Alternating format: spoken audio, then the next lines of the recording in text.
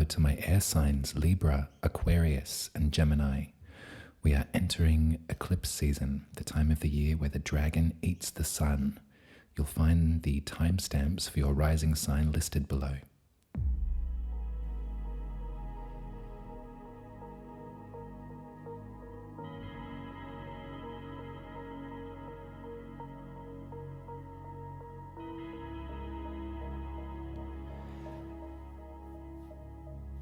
Hello Libra and welcome to eclipse season. The first eclipse, the first cab off the rank, is happening on Thursday, April the 20th at 2:16 p.m. So if you're in the Northern Hemisphere, dial the clock back a little bit. I think it's happening on the 19th. But this is the third chapter of a 3-part series that we've been talking about for a month now. So I want you to cast your mind back to a month ago when I was feeling beautiful and hopeful and vibrant and optimistic, and I was talking to you about Even Cowgirls Get the Blues. This is when the sun and the moon were at 0 degrees of Aries in your 7th house, which is where we come into relationship with other people, the house that holds our nearest and dearest. And we made wishes as to how these relationships might evolve and show up for us. And then halfway through the month, when the sun was at 16 degrees of Aries and the moon was over here at 16 degrees of Libra, we expressed and we let out what we needed to let go of. We let go of some fears about ourselves. We allowed the beautiful light of that full moon to shine on our first house of the self and to cry whatever tears we needed to with the 3 of Swords as our guide. And now the moon has made its way all the way back over to Aries and is forming a 3rd lunation in the sign of Aries, which is unusual. Sometimes it's called a black moon, sometimes it's called a blue moon, I think, as well too. But not only that, there's an eclipse happening here, because you can see at the final degree of Aries, that's very close to the North Lunar Node, and I've drawn it in this chart as a dragon's head, and the dragon's tail is down here in Scorpio. And so the moon is getting in the way of the sun. The moon is eclipsing the sun.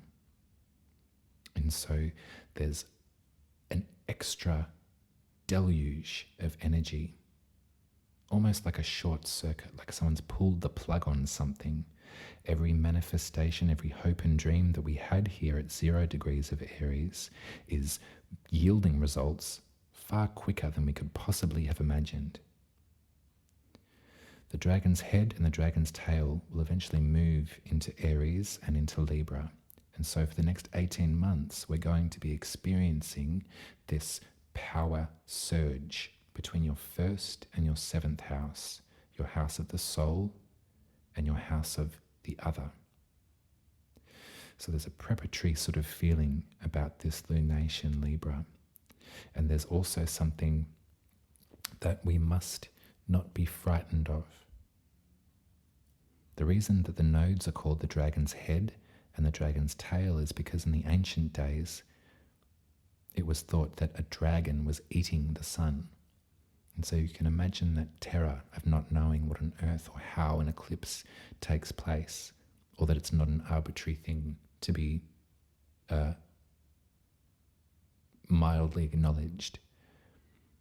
The life force, the sun, the bringer of life to this planet, was taken away for a time, and so there was anguish, and there was a lot of prayer that was said, a lot of trying to reason why, what folks had done to upset the gods.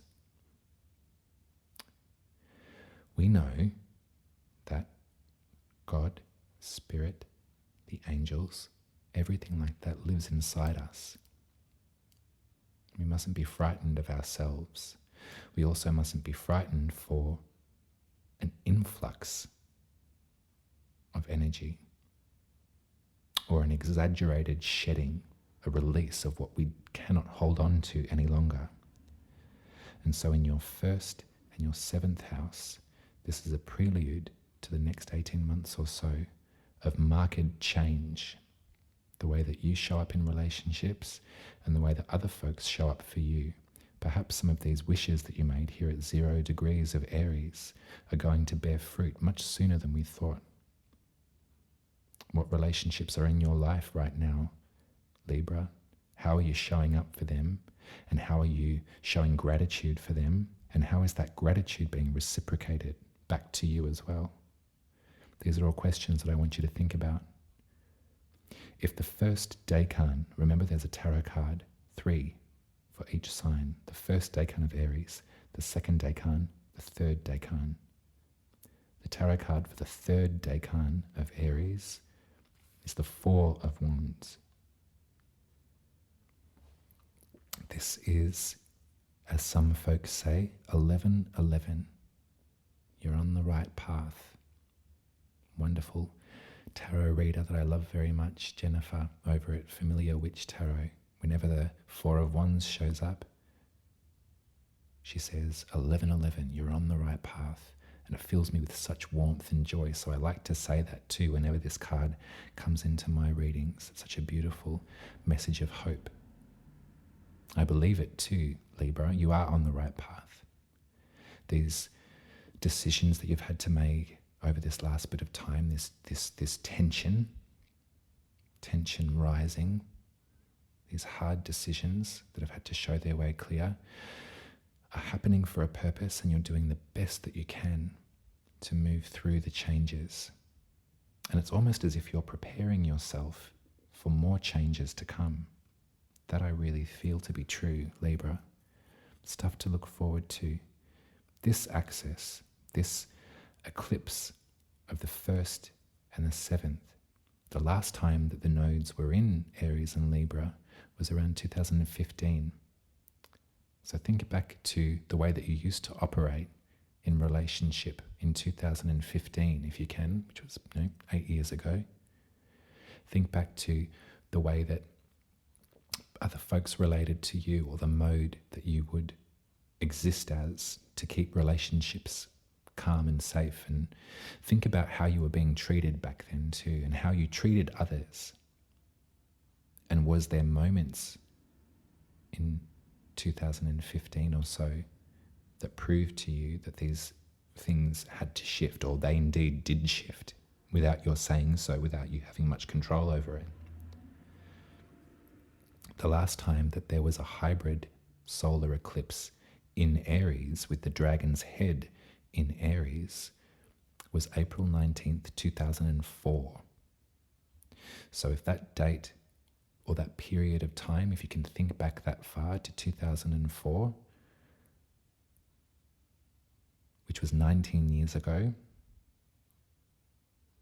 and think about your relationships with other folks, the folks that filled up your 7th house, who was present there, who was available there, and think about the power surge that happened in the 7th.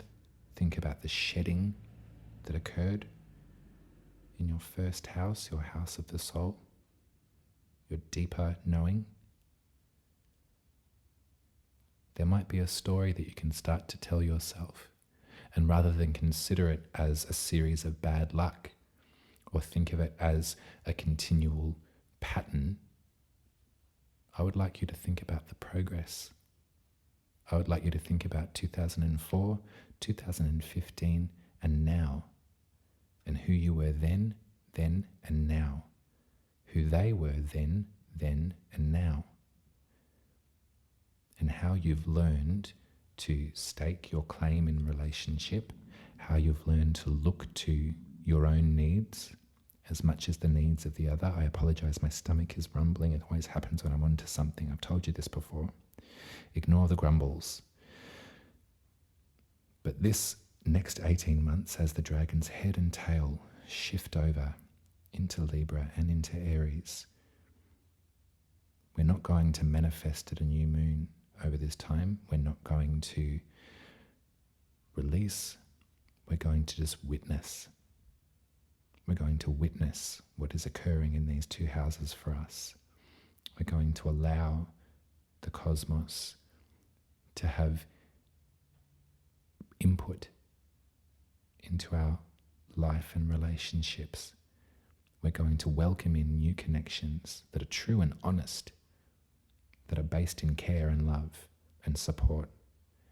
And we're going to say goodbye to all the different ways that perhaps we were not treated very well. And we're also going to say goodbye to perhaps all the different ways that we maybe didn't treat other people very well either. There are 12 signs in the zodiac, aren't there, Libra?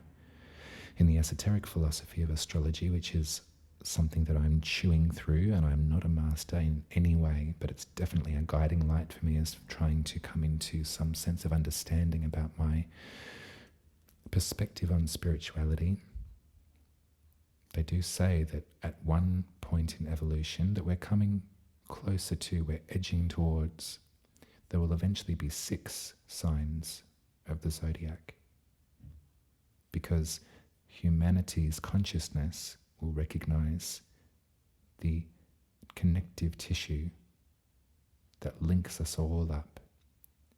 And if I remind you again of your soul mantra, I choose the way that leads between the great 2 lines of force. It's almost as if your soul purpose in this lifetime, Libra, is to strive for that, rather than divide and separate.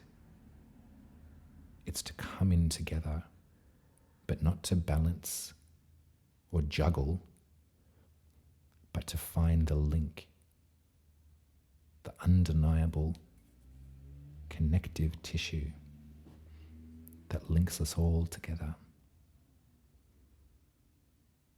The cohesion of a species that does not seek to destroy itself. Like beautiful, beautiful plants growing peacefully and quietly in a rainforest. Some monstera develop holes. The reason that the foliage of a monstera is so full of Swiss cheese holes is to let the light through to leaves that are growing underneath. We want to be like monstera in this life, don't we, Libra? And we're on the way. We're on the way to teaching one another the importance of coming back into connection with one another, to realize that we're the same species and we just want the best for each other. And this polarity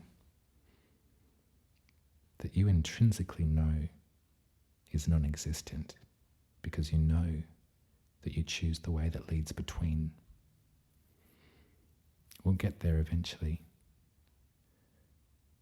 In our relationships, we're met with different examples of conflict and of separation. And it's how we grow and develop, and how we continue to commit to showing up as a kind person that wishes for connection and kindness and love, that makes the difference. I'm going to pull you one card, I think, at this eclipse, Libra.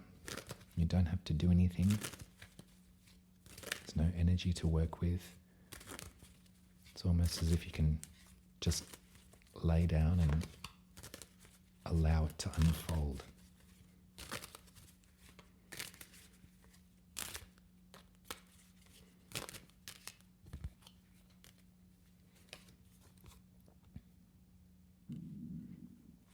I got the 8 of Cups. Now this is a very personal card to me. I love this card very much, very sincerely. It's my soul card when I look at my birth chart. The 8 of Cups is a journey to seek. There's a collection here of emotional experiences and lessons and relationships. And it's a nice little set. But there's one missing. If there were 9, that would be a beautiful collection. So this person here is going out to seek that missing cup, and they're going to bring it back. They're going to bring it back. So seek what you want to look for, Libra. Go find it.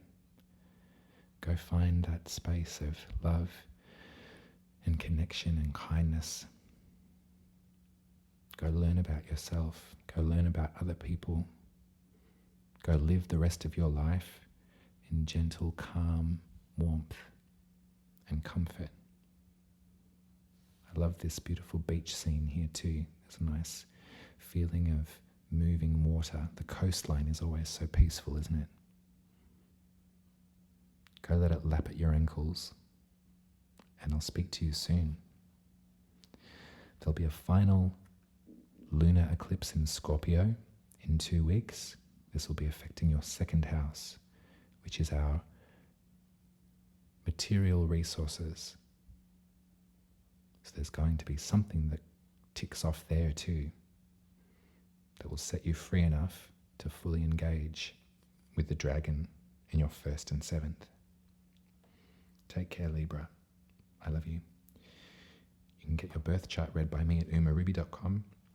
You can also throw some money in the jar at buymeacoffee.com/umaruby. Much love to you. Bye.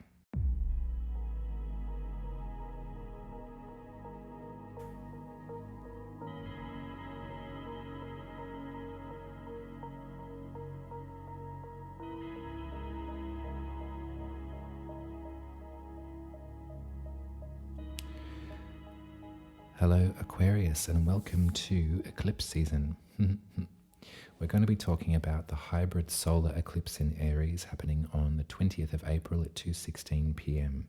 So if you cast your mind back to 1 month ago, and I was giving you a pep talk about 0 degrees of Aries, the sun and the moon were conjoined at 0 degrees, and we spoke all about your 3rd house, your village, your local environment, your folk magic, the lessons received via language rather than via books. And we thought about that, and we thought what we'd like to see come to light in that area. We imagined the street that we lived on. We imagined the grocer, the butcher. We imagined waving hello to the neighbours or not. We imagined feeling completely comfortable and relaxed in our body enough that we belonged. And then we had a full moon over in Libra at 16 degrees, and the 3 of Swords came to pay us a call.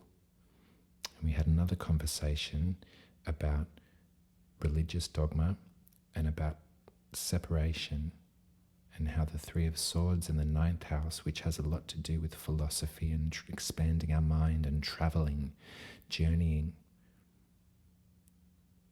and the pain that can sometimes be represented in that house for some people.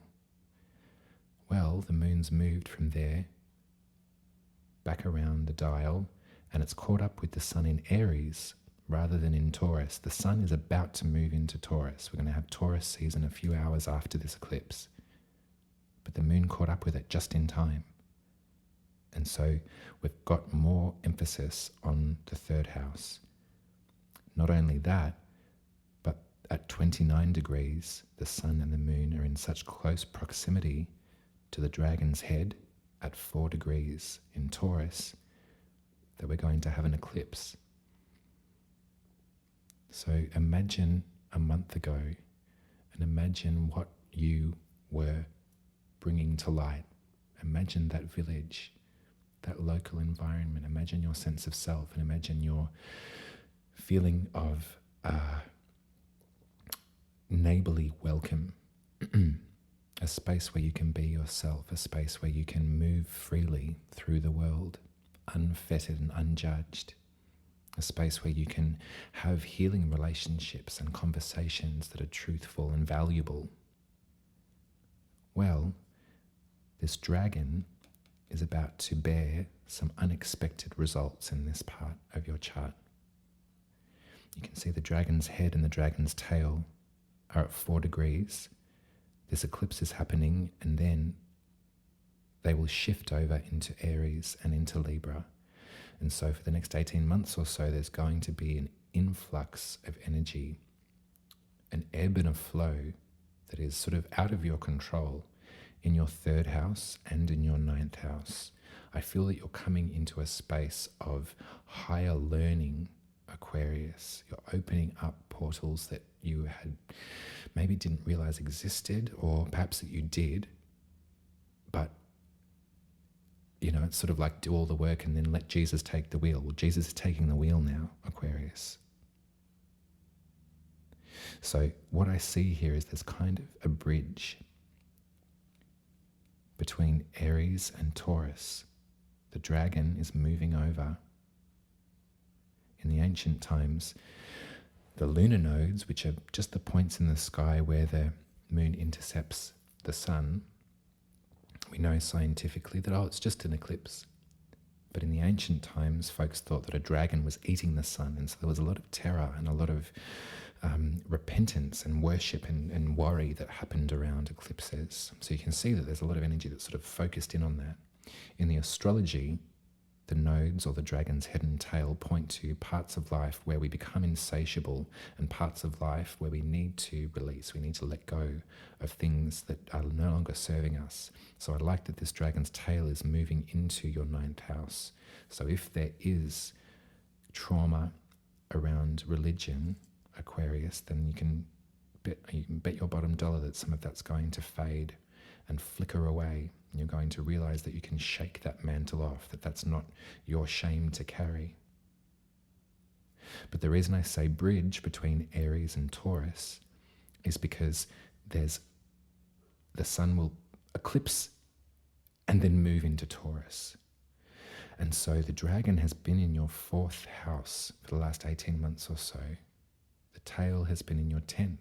So there's been a shedding and releasing and a welcoming in your fourth house of the home and roots and privacy, your ancestry, your lineage, your story from the past. And your 10th house, your career, your most public self, what you wish to be known for. That disparity, it's sort of like, I'm doing this in spite of this, or this is more important to me and this has fallen by the wayside. However it's playing out for you in your life, these lessons of home, of ancestry, of past trauma are going to come and inform your third house. I feel that you're, by the moment, claiming your power, Aquarius. I can feel your back getting much stronger. I feel you standing on your own 2 feet, and I feel you really proclaiming, this is actually who I am, and this is what I believe in, and this is how I emotionally regulate. This is what I do, and this is who I listen to, and this is the meaning of life as far as I can see it. These are my healing practices. These are my rituals. And I'm going to find myself a place in this life where I can walk around. And maybe, maybe I'm even the hedge witch. Maybe I'm the one living on the fringes of the town, and everyone goes, that's the witch you go to, and you read your tea leaves, whatever. That could be the story too. If that is, then use this eclipse to claim it and name it. But what I will say is that we have less control over these eclipses. We don't really have sort of an we can't really co-create with it, as some say. We just sort of have to sit back and allow what happens to happen. So whatever's going on in this fourth house for you, your home, your roots, your ancestry, your privacy, your family, whatever's coming up for you right now, honey, it's going to be carried forward into your third house, into your village, the way that you've learned or you're learning to communicate with language, rather than with books, rather than with academia. That's not to discount the importance of that space, and it's going to come into direct focus.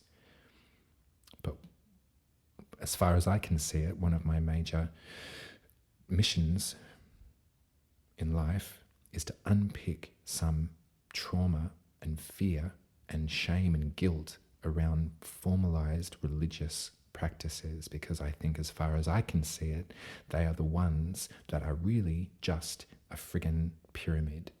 It's a pyramid scheme.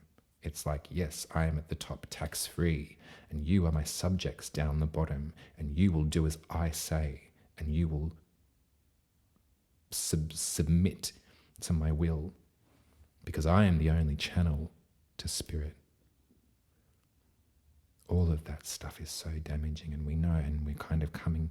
It's difficult for folks with faith, and I tell you what, that's another thing I wanted to bring to you, Aquarius, is that have been in my life such an effing skeptic, and I spent a good 20 years of my life running from anyone that said to me any language around spirituality.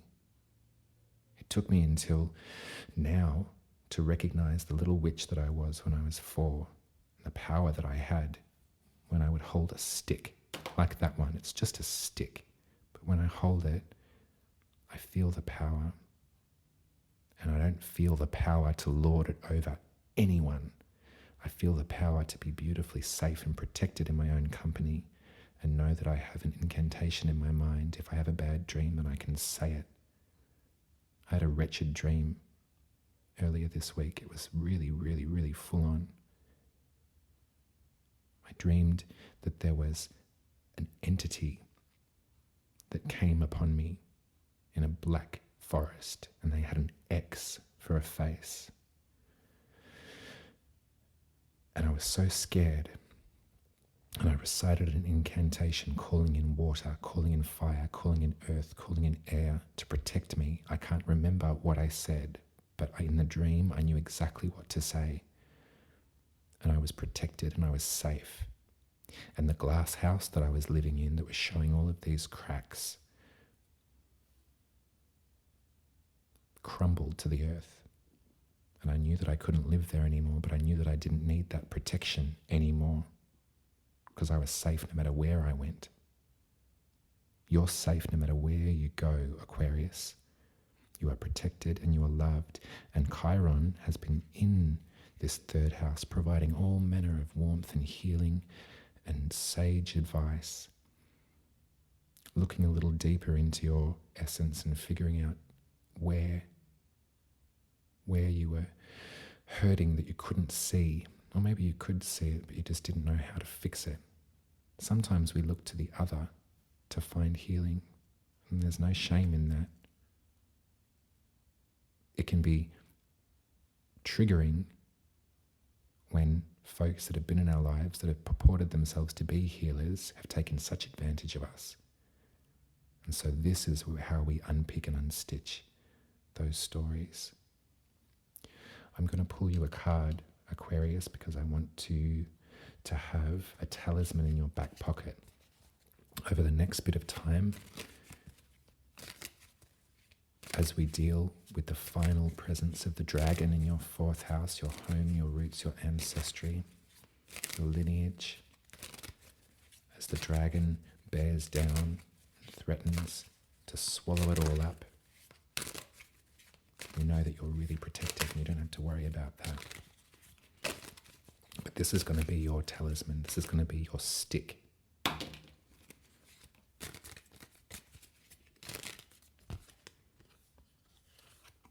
I got the Ace of Wands.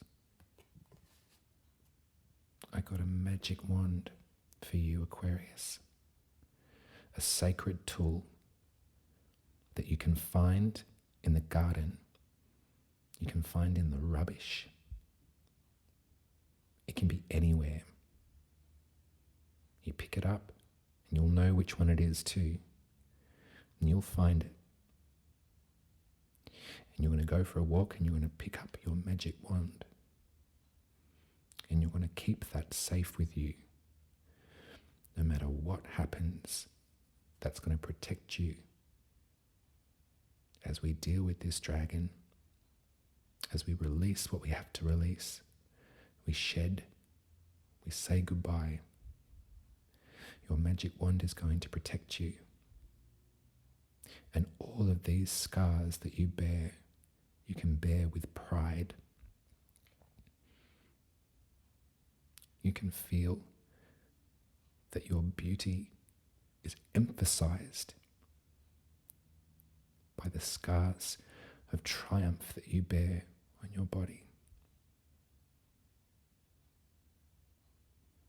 And that no amount of interference takes from you. You're going to hold that wand and you're going to cast your spells and you're going to protect yourself and those that you love, and everything is going to be just fine. I want you to go out and I want you to find yourself a stick. It's just a stick. But it's going to protect you because it's your magic wand. And that you're going to be just fine. Pluto's entered your first house. Yeah, absolutely. We can't wait. We can't wait for that rebirth. We can't wait to rise up with our scars, with our wings.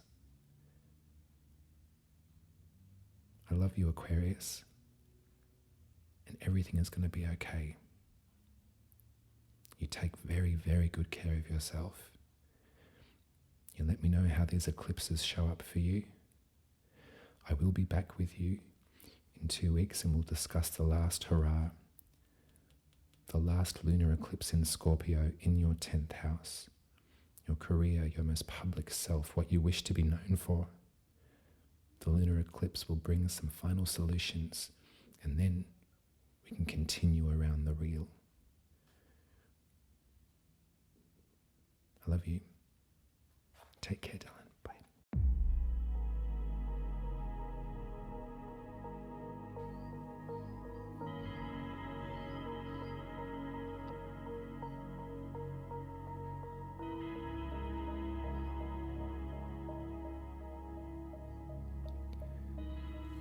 Hello, Gemini, and welcome to Eclipse season. The first cab off the rank is happening on Thursday, April the 20th at 2:16 p.m. if you're in the Southern Hemisphere with me. And this one is what we call a hybrid solar eclipse. The reason for that is because you can see here in Aries,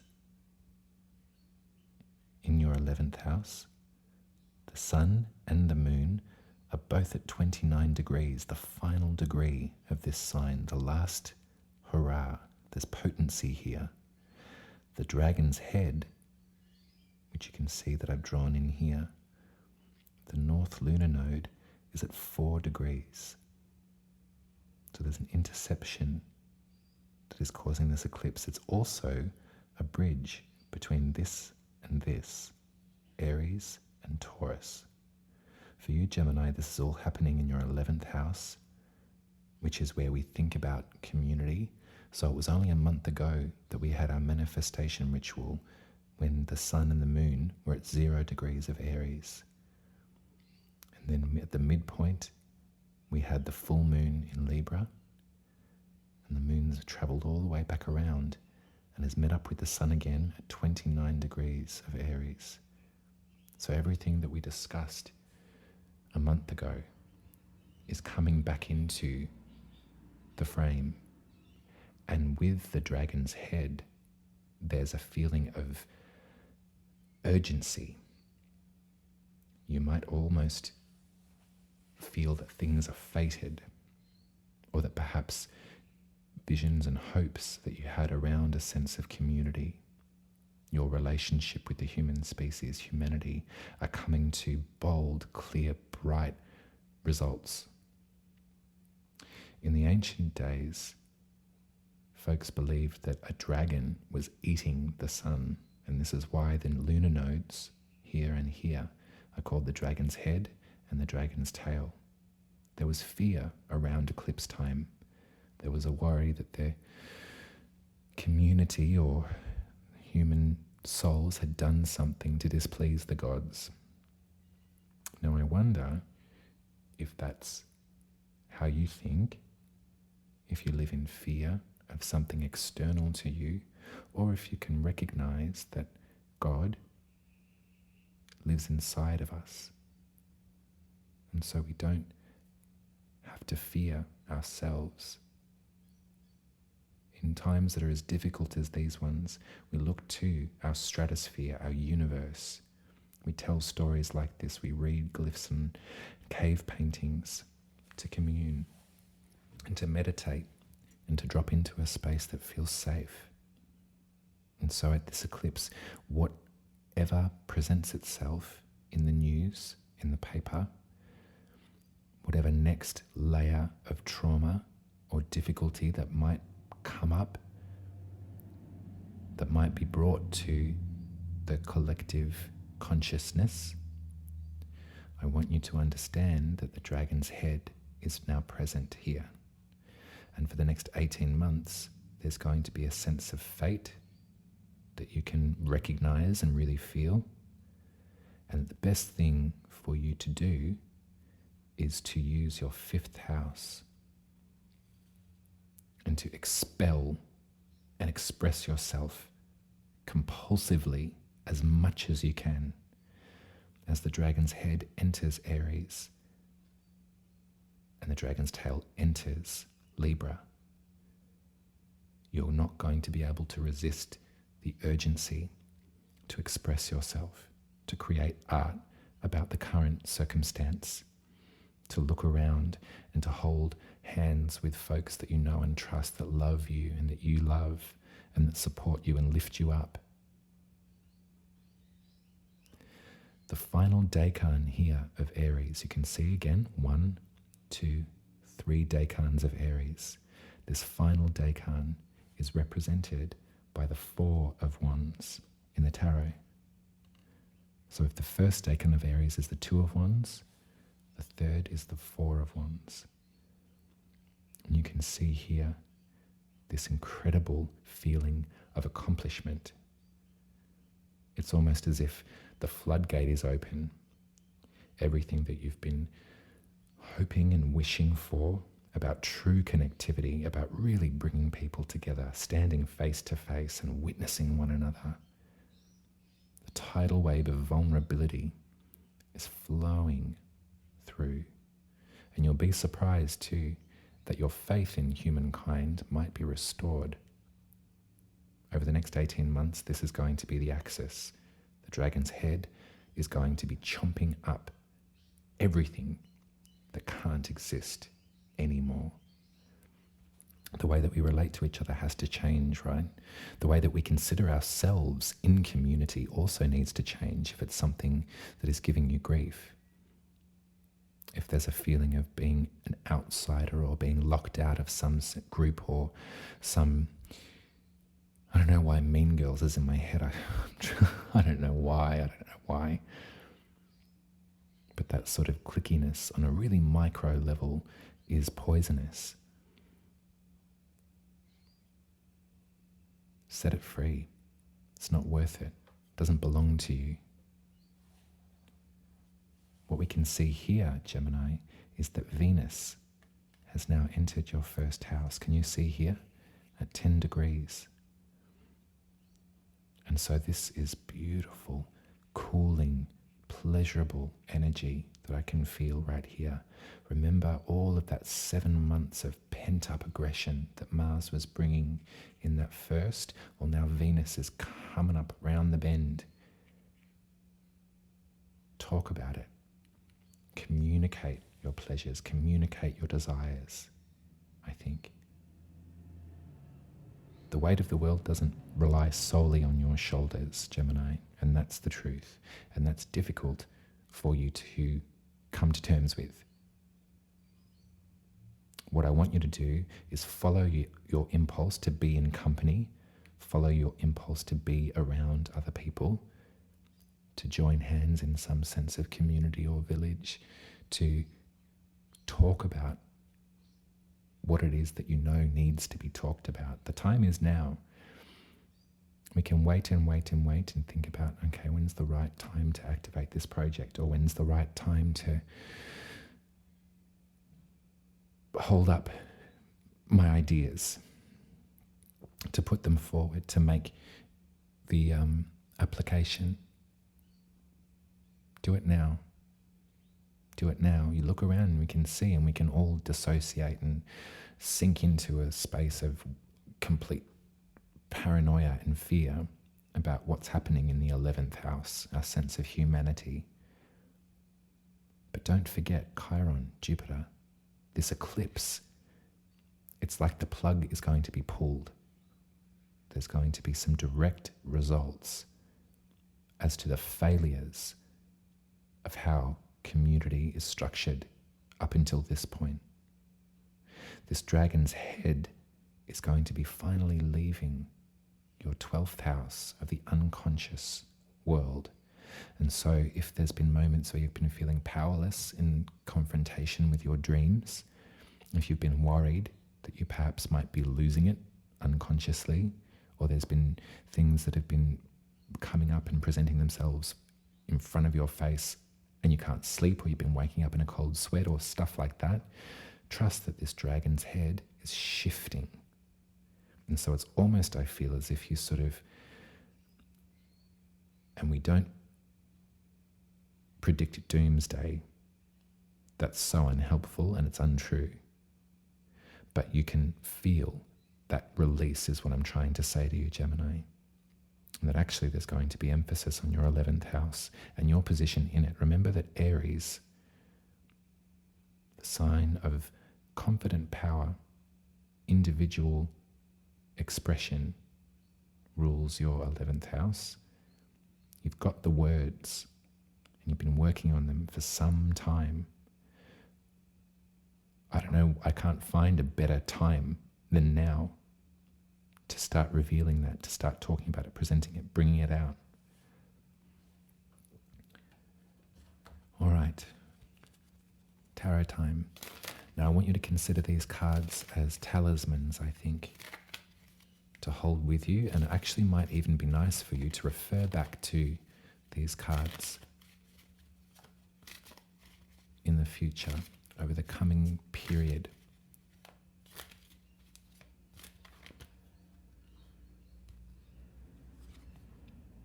The Two of Swords, and the Nine of Cups, and the Ten of Wands.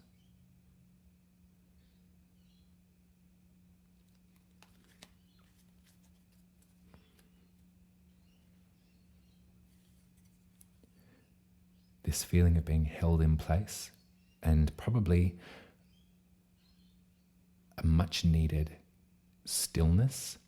I think the pressure of needing to move or needing to activate discounts the importance of intentional stillness, doesn't it, Gemini? And so in this period, or this last period of time, perhaps there's been some intentional stillness that you've been embodying. And what I feel is it's because of the walls are maybe closing in. It feels like, and you're not alone, and I don't say this to drag you through it again. I don't say this to sort of remind you, oh, the world's fucked. I'm not talking about any of this to do that. I'm actually talking about the gate, the portal through, because you're a very loving, caring, kind, beautiful, intelligent person, and you hold all of these lessons and experiences quietly, and you've stacked them up, and you are probably one of the ones, Gemini, to really know the power of showing up and being a kind, gentle, beautiful person anyway. And I think as we move forward, we're all going, people like you, people like me, people like all of us, really are going to recognize that love is the only answer, the only way out, and that no amount of building another hierarchy or an alternative hierarchy is going to help any of this. There needs to be a level playing field. And you know this to be true. So how are you going to instill power to the people? How are you going to start these conversations now that you've rested, now that you've taken this intentional stillness and you've learned from it? What are you going to bring with you from this space, and how you're going to help those that are feeling like they may as well just build a pie for themselves. They're exhausted. They've been working and working and working and working and working and holding space and lifting up and lifting up and lifting up, sending out good wishes, trying to create the magic that will see us through. There's some people that are pretty exhausted. You know what that feels like. And right now, you're coming through from a place of rest. It's your time, Gemini. It's your time to help us, to show us the way, to guide us through.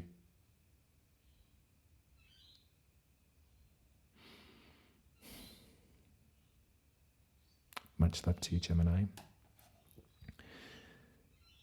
Don't be frightened of the eclipses. I would consider the knowledge of eclipse season as something that you can refer back to if you're shocked. If something hits you from the side, then you can go back and you can remember that the eclipse nodes, the dragon's head and the dragon's tail, are shifting. And this critical final degree of Aries, as the critical first degree of Aries, is really, really highlighting what's important right now. So that might be a great final message for you, Gemini. What have you learned is important right now, above all else? And follow that. Go for that. I adore you, darling. You can get your birth chart read by me at umaruby.com. You can also throw some tip money in the jar at buymeacoffee.com/umaruby if you feel the need to. I'll be with you in 2 weeks and we'll be discussing the final lunar eclipse in Scorpio. Okay, so this is your body, your health, your ritual, your day-to-day rhythm. The final lunar eclipse will be happening here, and we'll set that free. Take care. Bye.